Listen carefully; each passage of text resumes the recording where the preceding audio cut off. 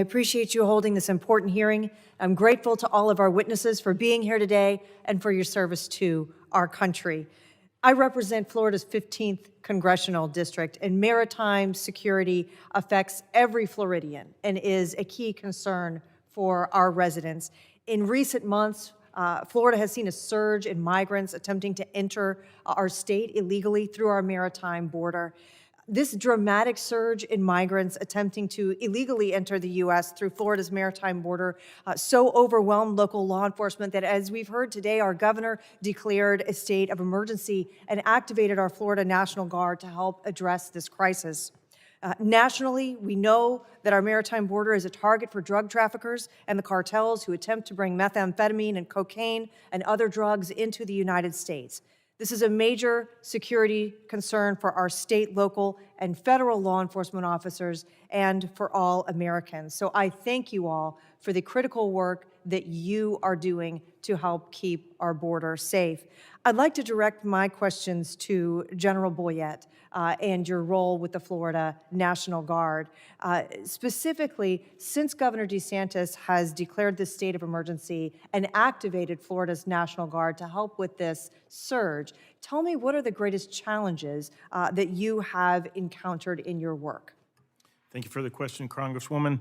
The initial challenge we had was direct communication, and we, since through partnership with the Coast Guard, were able to address that.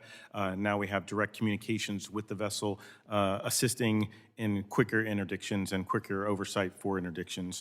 The second big challenge is we are a traditional force. It's an all-volunteer force.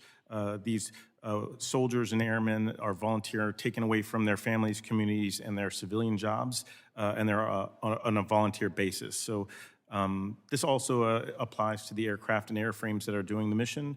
They're part of the state of Florida, and it's non-sustainable for the long term for our formation. Tell me what would make the operation more sustainable. If this did continue to be an operation that you needed to carry forward in the longer term, what would assist you in making it a more viable, sustainable operation for the Guard? Thank you again for the question. I think there's a variety of different options and solutions to the problem. Several solutions could be a little bit more federal support in terms of a federal mobilization, turning a Title 32 soldier into a Title 10 soldier to give them the benefits and support and entitlements from the federal government. Thank you. Overall, how do you feel the efforts of interdiction of drug and migrants over the Florida coast, how's that going? How would you rate the overall effectiveness of the project so far? Thank you again for the question. Trending data suggests that we're having an impact. I believe it's a tremendous deterrent impact, and we look forward to continuing the partnership with the Coast Guard and other federal agencies and local agencies to continue the mission. And apart from the specific matter that you already mentioned, are there other things that we could be doing to help equip you and enhance the effectiveness of your mission? I think at the moment we're trending the next phase, I guess, is to learn and see how we can implement UAS, which we're already in the midst of doing. At the moment, we have no requirements. All right. Thank you, sir. Mr. Chairman, I yield back the remainder.